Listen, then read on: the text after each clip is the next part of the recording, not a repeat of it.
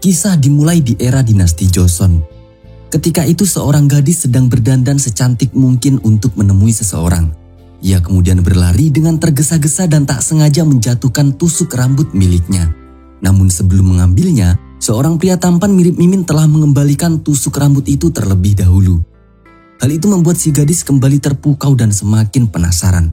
Sebab ia tak hanya sekali bermimpi seperti ini dan melihat pria yang sama. Sampai-sampai ia beranggapan kalau mimpi yang sering dialaminya tersebut adalah deja vu atau kenangan yang tertinggal dari kehidupan sebelumnya. Ya, kisah tadi adalah cerita Yu Jong, seorang gadis di masa depan yang mengalami mimpi yang sama berulang-ulang.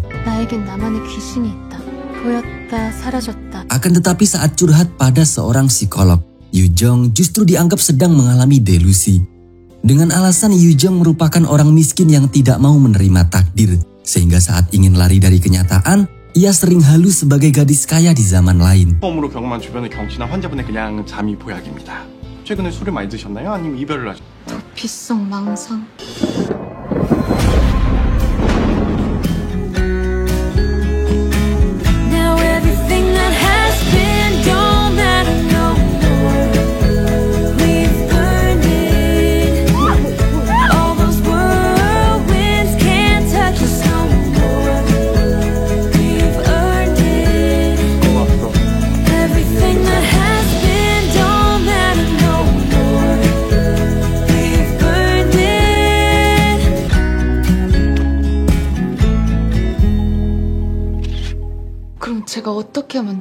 Untuk menghidupi dirinya sendiri, Yu Jong memang cukup kesulitan.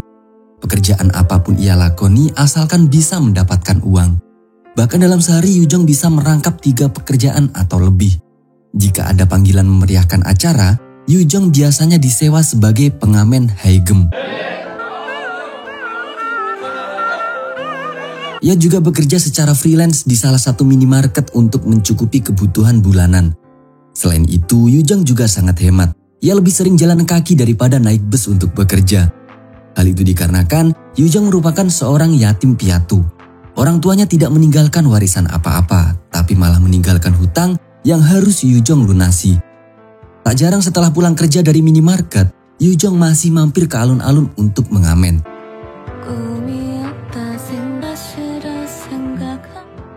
Sebenarnya Yu Jong memiliki seorang pria yang sangat menyukainya. Namanya adalah Yiwon. Ia merupakan seorang pemilik agensi musik dan sering menawarkan pekerjaan untuk Yu Jong. Tapi Yu Jong merasa tidak nyaman jika ia mendapat pekerjaan dari orang yang menyukainya. Hal itu dikarenakan Yu Jong tidak mau membohongi perasaannya. Jika ia bisa tenar berkat bantuan Yiwon, ia khawatir Yiwon akan mengungkit andil tersebut untuk memaksa Yu Jong menerima cintanya.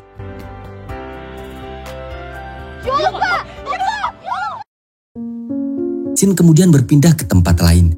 Malam itu akan terjadi gerhana bulan yang sama seperti yang pernah terjadi 600 tahun lalu. Kita diperlihatkan pada seorang wanita yang sedang melakukan ritual langka. Seorang saman dari zaman dinasti Joseon yang masih hidup dan tetap awet muda. Dalam ritual tersebut, Doyoung berusaha memanggil jiwa seseorang yang ia cintai di masa lalu. Diketahui, orang yang dicintai Doyoung adalah seorang musisi gayagem. Sehingga Doyoung harus memanggilnya dengan memainkan gayagem pula. Akan tetapi, Doyoung tidak memiliki kepandaian dalam memainkan alat musik. Ia lantas menemui Yu Jong untuk menyewa jasanya sebagai pengamen haegem. Karena sudah diberi upah yang cukup banyak, Yu Jong menerima pekerjaan tersebut. Yang mana ia disuruh untuk memainkan gayagem dengan lagu membangkitkan jiwa yang ia berikan. Selain itu, Yu Jong juga harus memainkan lagu itu di kuil yang sudah disiapkan Doyoung tadi saat gerhana terjadi. Saat itu juga, Yu Jong langsung berangkat ke kuil tersebut. Demi uang, Yu Jong mengabaikan rasa takutnya. Tanpa mau tahu kenapa, ia harus memainkan gayagem dengan syarat-syarat aneh tersebut. Tepat ketika gerhana bulan parsial telah penuh, Yu Jong memainkan gayagem yang sudah disiapkan dengan lagu membangkitkan jiwa. Lama kemudian seorang pria dengan hanbok tiba-tiba muncul dari kuil. Sontak Yu Jong langsung jatuh pingsan seperti melihat hantu.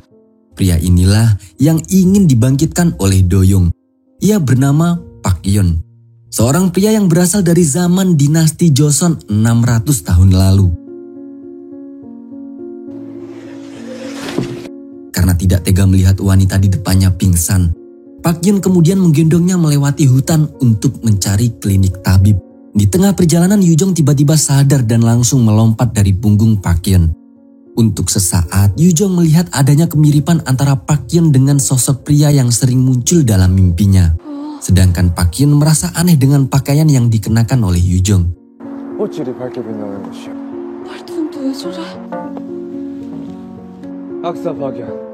Ketika itu, Pak Yun memperkenalkan kalau ia adalah musisi dari Joseon.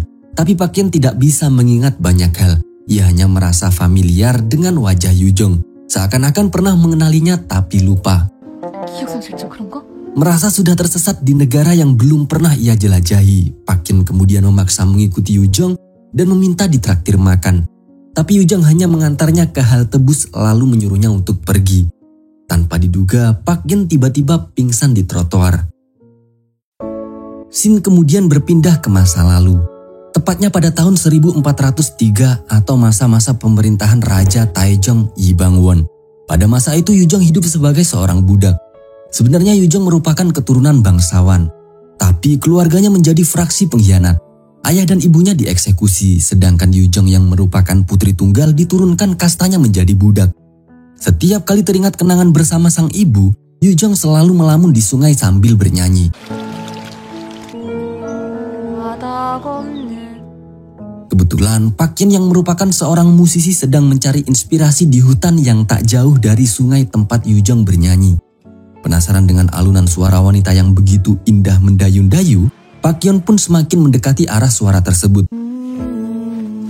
Konyolnya Yu Jong justru mengira kalau Pak Yun sedang mengintipnya. Gara-gara melamun tadi, Yu Jong baru sadar kalau pakaian juraganya hanyut. Ia nekat menceburkan diri ke sungai hingga nyaris tenggelam. Untungnya Pak Yun berhasil menyelamatkan nyawanya. Khawatir Yu Jong sakit gara-gara basah kuyup, Pak Yun kemudian meminjamkan jubahnya. Tapi Yu Jong terus saja menolak hingga tak sengaja menjatuhkan jubah Pak Yun. Merasa bersalah, Yu Jong pun berniat untuk mencucinya dan meminta Pak Yun agar menemuinya di rumah pejabat tempatnya bekerja esok hari.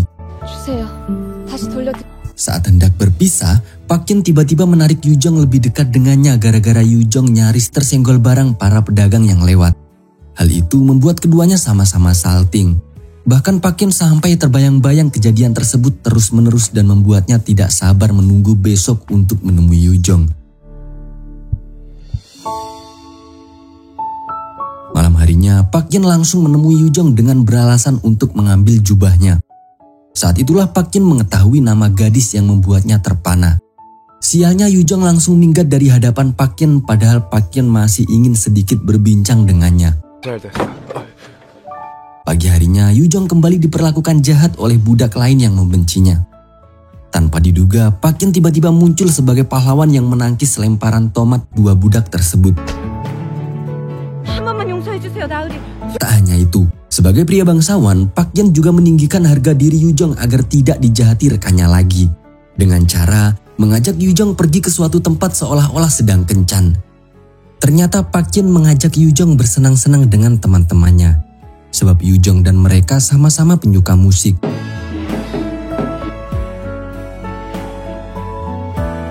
Namun dari kejauhan, Iwon yang sudah naksir Yu Jong sejak masih berkasta bangsawan merasa cemburu. Ia kemudian menyuruh anak buahnya untuk menyewa Yu Jong sebagai pelayannya dalam acara jamuan nanti malam.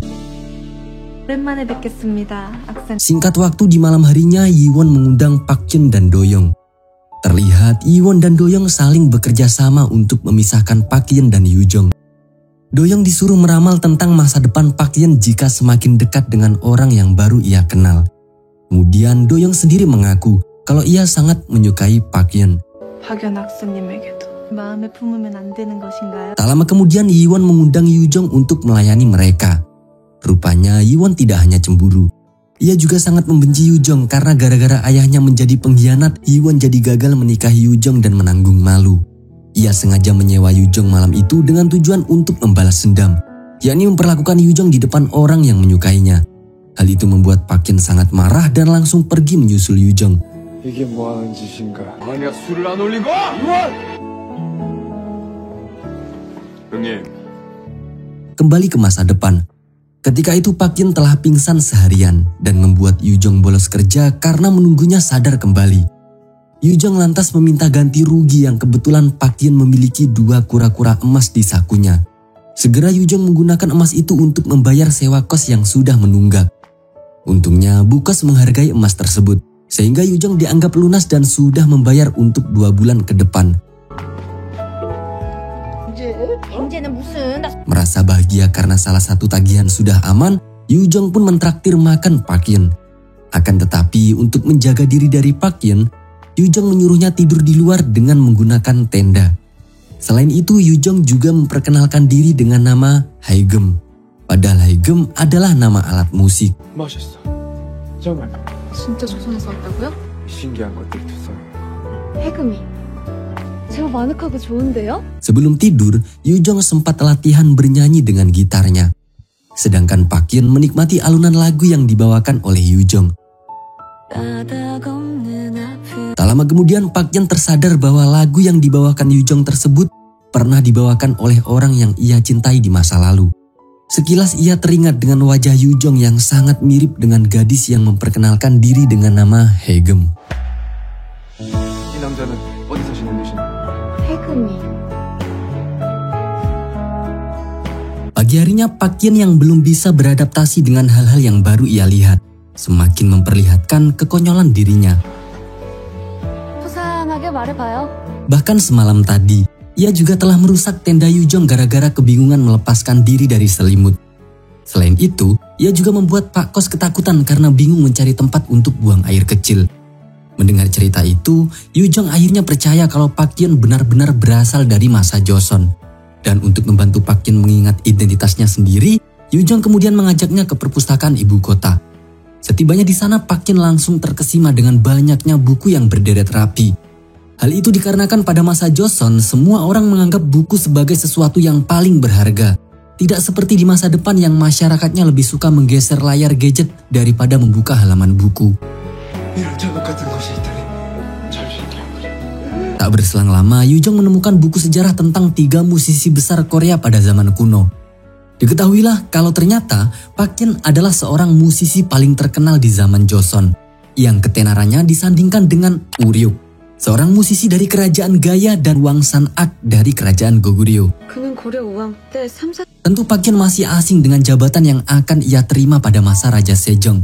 Sebab yang ia ingat, ia lahir pada masa dinasti Goryeo dan tumbuh dewasa pada masa pemerintahan Raja Taejong dinasti Joseon. Yu Jong pun menjadi semakin percaya kalau pria di sebelahnya adalah musisi besar Joseon setelah membandingkan sketsa Pak Yin yang ada dalam buku itu dengan Pak Yin yang ada di sebelahnya. 똑같네. Sementara Pak Yin yang mendengar Yu Jong mengatakan kalau Pak Yin pernah menggubah musik lalu menghilang, tiba-tiba menyebut nama Yu Jong. 유정. Saat itulah Pak Yin teringat semuanya. Ia menjelaskan kalau kekasihnya di masa lalu memiliki kemiripan dengan Yu Jong di masa depan, baik wajah maupun namanya. 내 이름을 알아요? Rupanya, di akhir hidupnya Pak Yin melompat dalam api untuk menyelamatkan Yu Jong atau mati bersamanya. Namun saat melompat dalam kuil yang sedang dilalap si jago merah, Pak Yin justru keluar dari kuil lagi dan melihat Yu Jong memainkan gaya gem dengan pakaian berbeda. Yaitu saat Yu Jong membangkitkan Pak Yin tempo hari. 나랑 생김새도 이름도 그때 그 여인이 일단 일어나고 나중에 다시 얘기해요? Saat bekerja di minimarket, Yu Jong teringat dengan mimpi yang sering ia alami sebelum kemunculan Pak Yin. 맞다, 그 남자. Karena Doyong yang menyuruhnya membangkitkan Pak Yin, Yu Jong pun penasaran dengan keterkaitan Doyong. Begitupun dengan Pak Yin, ia merasa yakin bahwa ada orang lain yang melintasi waktu sepertinya. Tanpa sengaja Pak Yin melihat seorang pemulung yang memiliki kemiripan dengan kenalannya di masa lalu. 아이고 큰일 날 소리 하고 있어. 아이고 뭔 소리 하는 거예요? 나 가요. Konyolnya, saat Pak Yin mengejar pemulung tersebut, ia malah ditangkap polisi lalu lintas gara-gara melanggar aturan menyeberang jalan. Untungnya Yu Jong yang baru selesai kerja berhasil menemukannya dan segera membayar denda pada Pak Pol untuk melepaskan Pak Yin. 괜찮아요? 다친데 Tak mau ada masalah lagi saat meninggalkan Pak Yin selama bekerja, malam harinya Yu Jong mengajari Pak Yin tentang teori-teori adaptasi di masa depan. 그쪽 이렇게? Kemudian mereka makan malam bersama, sembari sama-sama kebingungan tentang kemiripan Yujong di masa depan dengan Yujong di masa lalu. Tapi keduanya tidak bisa menerka-nerka kenapa Park Jin harus ditakdirkan bertemu wanita yang mirip dengan kekasihnya. 어디 가느냐? Yujong kemudian berlatih menyanyi di luar untuk persiapan audisi. Sambil menunggu mereka istirahat, kita flashback dulu ke masa lalu ya guys.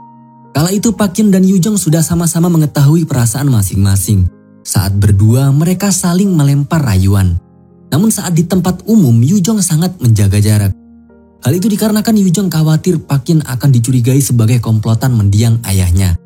Dan sesuai kekhawatiran Yujong, ada rekan budak Yujong yang melihat mereka ketika saling bergandengan tangan. 사람들이 봅니다. Dua budak yang selalu menjahati Yujong pun melaporkan hal itu kepada majikan mereka. Dengan cepat, Yujong kemudian ditangkap. Ia dijemur di tengah perempatan pasar selama seharian. Sampai-sampai membuat budak pria yang lewat tertarik untuk menggodanya. Untungnya Yiwon segera menghajar budak pria yang mempermalukan Yujong dan menyuruh anak buahnya untuk membebaskan Yujong.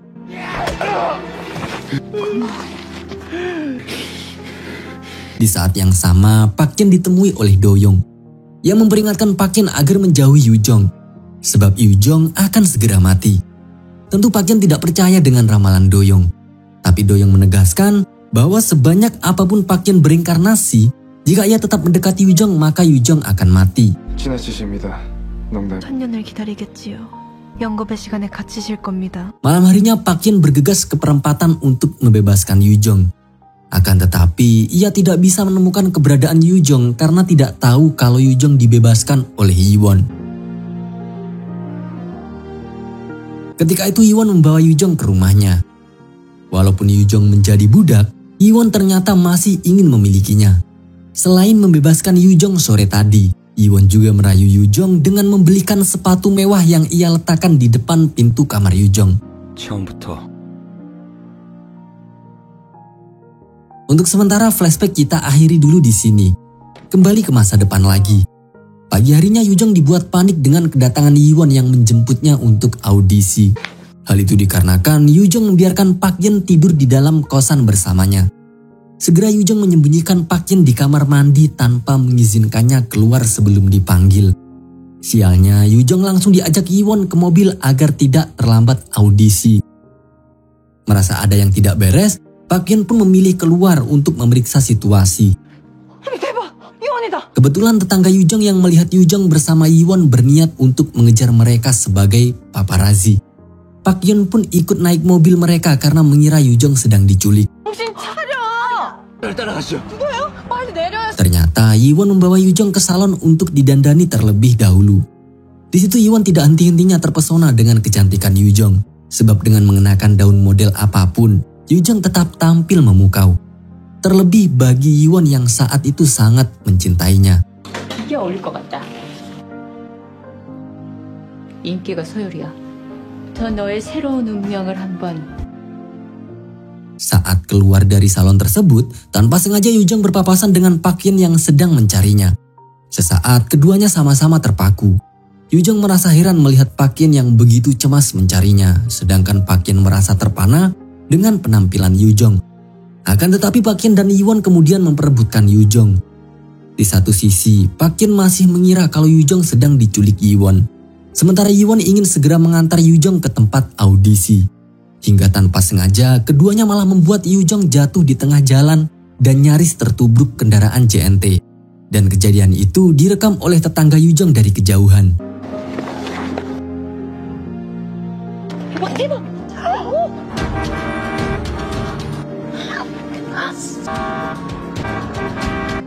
Untungnya Yujong masih selamat.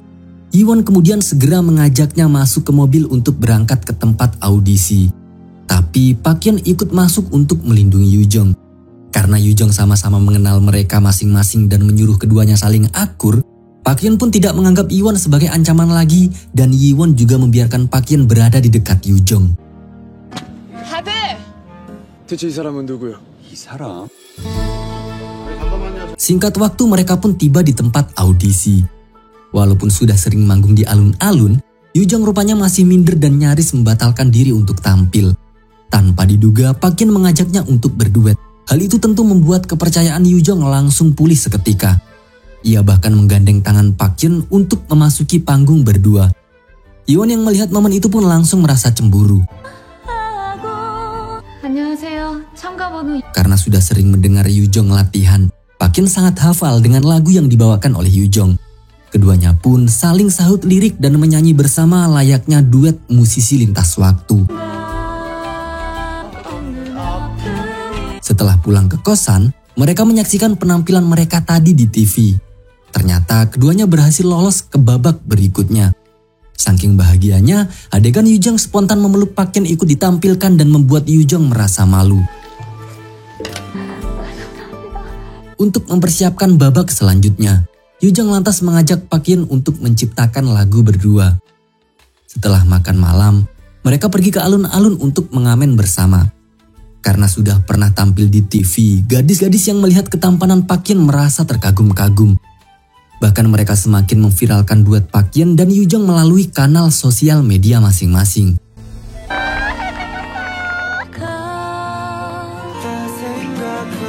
Hasil dari mengamen malam itu kemudian mereka gunakan untuk minum-minum di sebuah restoran.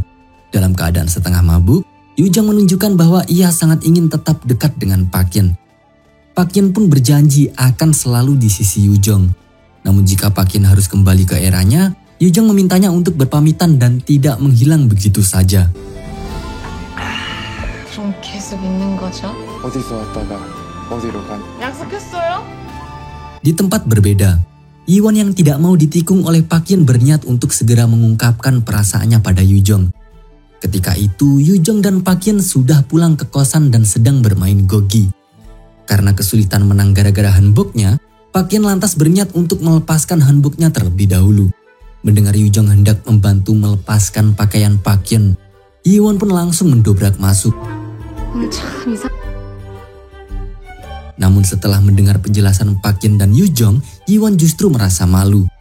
Ia memilih pulang dengan alasan syuting tanpa berani membuat konflik dengan Park Hyun.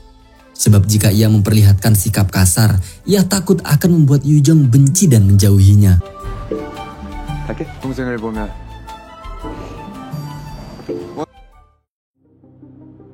Selama berhari-hari Iwon mengurung diri di kamar layaknya orang bucin yang sedang patah hati. Sedangkan Yoo Jong dan Park Hyun selalu menghabiskan waktu berdua. Tak lama kemudian Yoo Jong mendapatkan masalah gara-gara tetangga paparazinya menyebarkan gosip hoax dari kejadian tempo hari. Yoo Jong dan Park Hyun dituduh sebagai penguntit, sedangkan Iwon dituduh sebagai artis yang berperangai buruk pada wanita. Rekan Iwon yang merupakan pemilik salon pun segera membawa Yoo Jong dan Park Hyun ke kantor. Di sana, Yoo Jong langsung dimarahi Do-young yang ternyata bekerja sebagai manajer Iwon.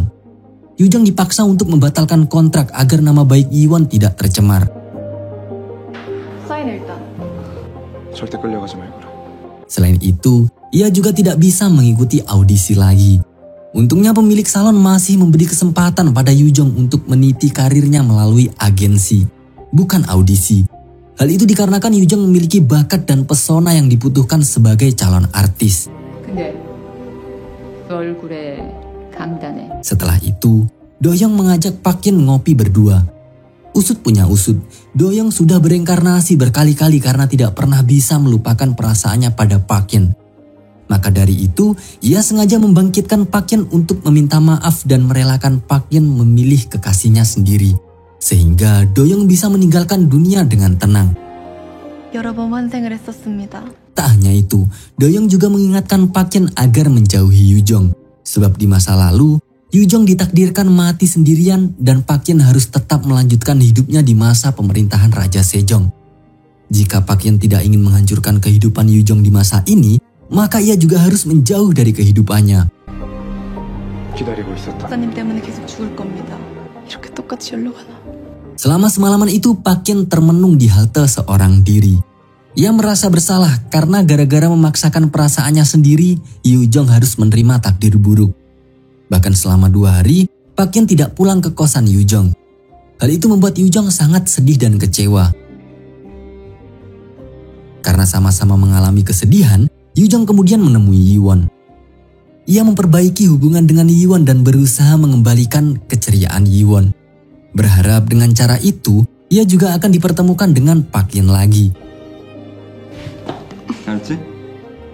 Suatu malam, Yoo-jong yang sudah bergabung dengan agensi Yiwon menghadiri sebuah pesta yang diadakan perusahaan Yiwon. Sedangkan di saat yang sama, Park Yin curhat kepada Do-young kalau hatinya sangat sakit jika harus jauh dari Yoo-jong. Paham dengan yang dirasakan Park Yin saat itu, Do-young lantas meyakinkan bahwasanya Park Yin harus melepaskan perasaannya untuk saat ini. Karena Park Yin berasal dari masa lalu, ia seharusnya tidak memiliki hubungan dengan Yoo-jong yang berbeda masa dengannya. Sehingga jika Park Yin berani melepaskan perasaannya pada Yoo-jong dan kembali ke tempat asalnya, Do-young yakin Park Yin akan terlahir kembali dengan takdir barunya. 이렇게 바뀌어. 그냥 이렇게 가버리면 Akan tetapi, Park Yin tidak mau mendengar ramalan Do-young lagi. Ia merasa yakin kalau takdirnya sudah berubah dan nekat menemui Yoo-jong. Singkat waktu, Park Yin bertemu Yoo-jong di tempat pesta. Karena Yoo-jong juga sangat merindukan kemunculannya, keduanya pun saling menyematkan stempel lintas waktu. Seakan-akan kerinduan yang tertahan selama 600 tahun lamanya mereka luapkan dalam satu momen tersebut.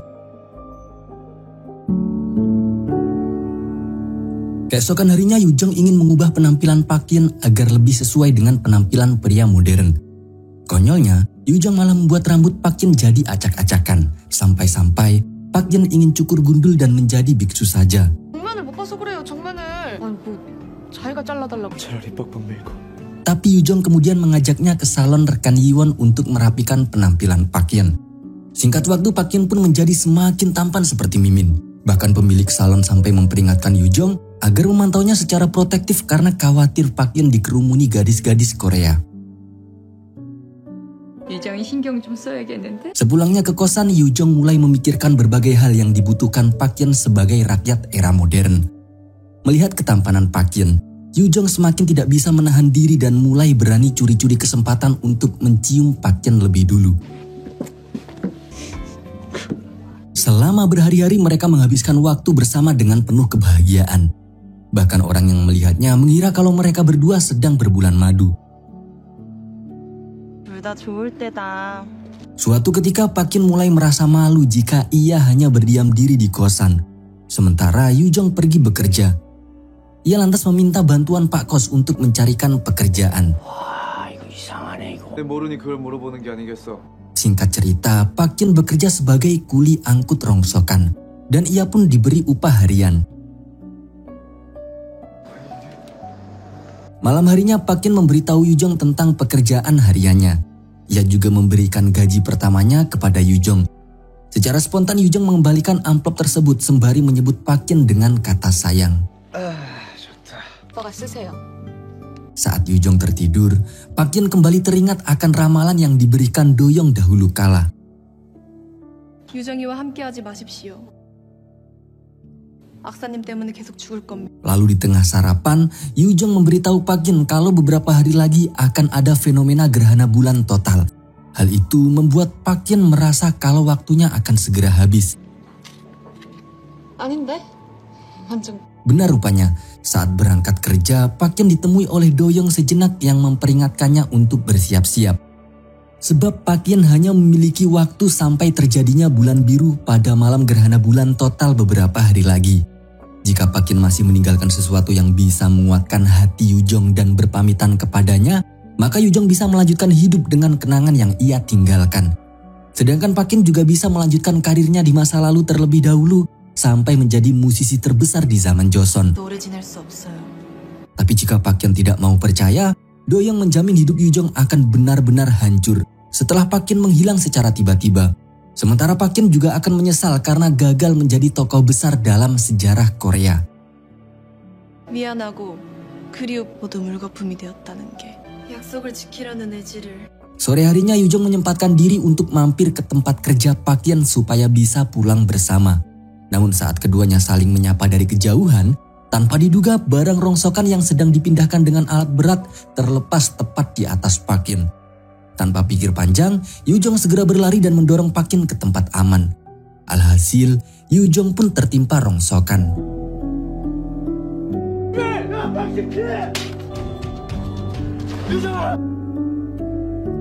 Segera Yoo-jong dilarikan ke rumah sakit. Namun hingga malam hari, Yujong belum juga siuman dan membuat Park Hyun semakin khawatir. Saat itulah Park Hyun sadar bahwasanya kisah cintanya di masa Joseon tidak bisa diubah dengan cara melintasi waktu. Kita kemudian dibawa flashback ke masa lalu. Kala itu, Park Hyun sering menghabiskan waktu bersama Yujong dan berniat untuk menikahinya. Tanpa mereka tahu, dua budak paparazi yang membuat Yujong dihukum majikannya kembali menguntit mereka.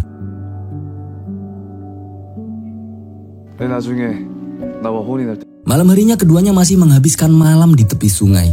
Sebagai keturunan pengkhianat, Yujong sangat khawatir kalau hubungan mereka diketahui orang lain dan membuat Park Hyun terseret kasus pengkhianatan juga. Akan tetapi Park Hyun tetap bersikeras untuk menikahi Yujong. Ia bahkan berjanji akan memulihkan status Yujong sebagai bangsawan lagi. 우린 이렇게 다니지 않아도 된다. 저도 좋습니다. 걱정 말거라. Namun di esok harinya, dua budak yang menguntit kemarin melaporkan Yujong pada majikannya. Seketika itu, Yujong menjadi buronan dan harus melarikan diri. Saat sedang bersembunyi di hutan bersama Park Hyun, Yujong ditinggalkan sejenak karena Park Hyun harus membelikan makanan. Tepat ketika Park Hyun kembali ke hutan, anak buah majikan Yujong yang membututinya berhasil mendahului dan membawa Yujong. Melihat Yujong sudah tidak ada di tempat semula dan hanya terdapat satu sendal yang tertinggal seperti Cinderella, Park Hyun pun tersadar kalau Yujong telah ditangkap. Ternyata Yujong diseret ke kuil yang menjadi tempat munculnya Park Hyun di masa depan. Ia dibiarkan terikat, kemudian dihabisi hidup-hidup dengan menyulut si jago merah.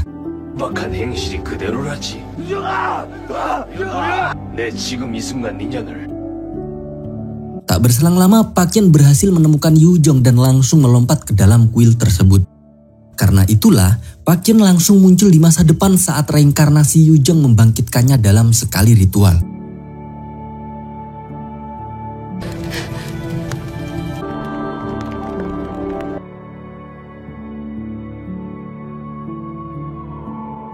Kembali ke masa depan, saat itu Doyoung memberikan buku harian Park Hyun pada Yujong. Ia juga memberitahu Yujong kalau Park Hyun harus kembali ke zamannya dan meminta Yujong merelakan kepergiannya.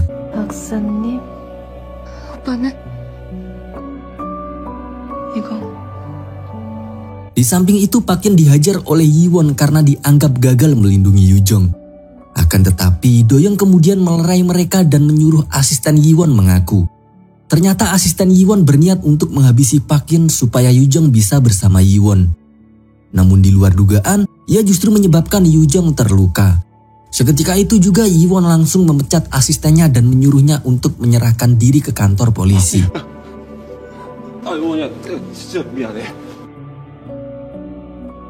Besoknya Park Hyun yang hendak memasuki kosan tiba-tiba tidak memegang gagang pintu karena tubuhnya transparan sesaat.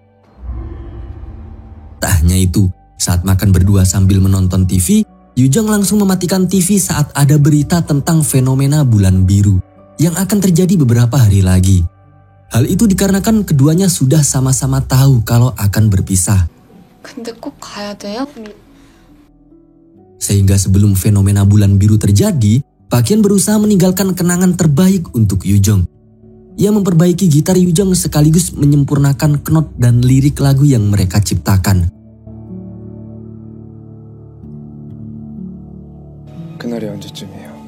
Tepat ketika malam bulan biru akan terjadi, Park Hyun menjemput Yujong di tempat kerjanya lalu berjalan pulang bersama. Saat itulah Park Hyun berpamitan kepada Yujong. Yujong pun menangis dan terus mengomel karena tidak mau berpisah. Namun Park Hyun meyakinkan bahwasanya jika perpisahan ini sama-sama mereka ikhlaskan, maka mereka pasti akan bertemu lagi dengan takdir baru, di mana kisah cinta mereka akan direstui takdir dan hidup Yujong tidak akan terancam lagi. Yujong pun akhirnya berusaha merelakan kepergian Park Hyun. Keduanya saling berpelukan dan mengungkapkan perasaan masing-masing. Lalu Park Hyun perlahan menghilang dari hadapan Yujong, bersamaan dengan berakhirnya fenomena bulan biru.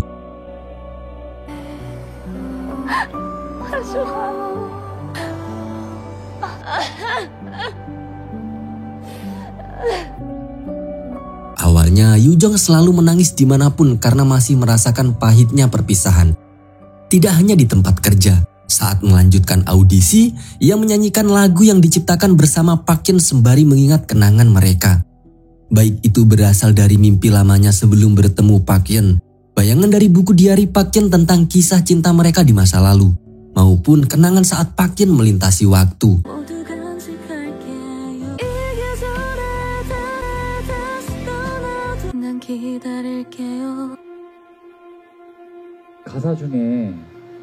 Usai menyanyikan lagu itu, Yujong menjelaskan bahwa lagu yang ia bawakan menyiratkan sebuah makna. Jika kita mencintai seseorang, maka kita harus menerima keputusan orang yang kita cintai tersebut. Walaupun orang yang kita cinta memutuskan untuk pergi, kita tak perlu menyesal karena pernah saling kenal. Sebab dengan adanya pertemuan dan kebersamaan yang telah kita lalui, kita akan mengerti bahwa semegah apapun rasa cinta yang kita perjuangkan akan tetap tunduk di bawah takdir Sang Maha Pencipta. Mendengar hal itu, Yiwon pun akhirnya bisa mengikhlaskan Yujong. Beberapa bulan berlalu, Yujong pun kembali bersemangat melanjutkan hidupnya. Ia mulai berangkat kerja lebih pagi walaupun masih tetap memilih berlari daripada naik bus atau taksi. Saat sedang terburu-buru, Norija yang pernah dibelikan Park Hyun tak sengaja terjatuh. Namun sebelum mengambilnya, seorang pria tampan mirip Mimin telah mengembalikan Norija itu terlebih dahulu. Persis seperti peristiwa dalam mimpi saat Yujong tak sengaja menjatuhkan tusuk rambutnya. Sesuatu yang sering dialami dalam mimpinya kala itu dan ia anggap sebagai deja vu. Ternyata benar-benar terulang kembali. Sesuai yang dijanjikan Park Hyun, jika keduanya sama-sama mengikhlaskan sedangkan takdir mencatat mereka sebagai jodoh, maka mereka akan bertemu lagi dengan takdir yang baru. Dan saat itulah Park Hyun benar-benar memenuhi janjinya untuk menemukan Yujong lagi. Sejak saat itu, kehidupan Yujong dipenuhi dengan senyuman dan drama ini pun ditutup dengan happy ending.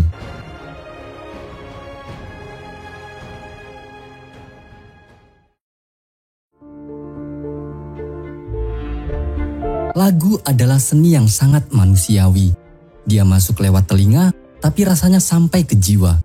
Setiap lirik dan lantunan nada menyimpan potongan kecil dari siapa kita sebenarnya.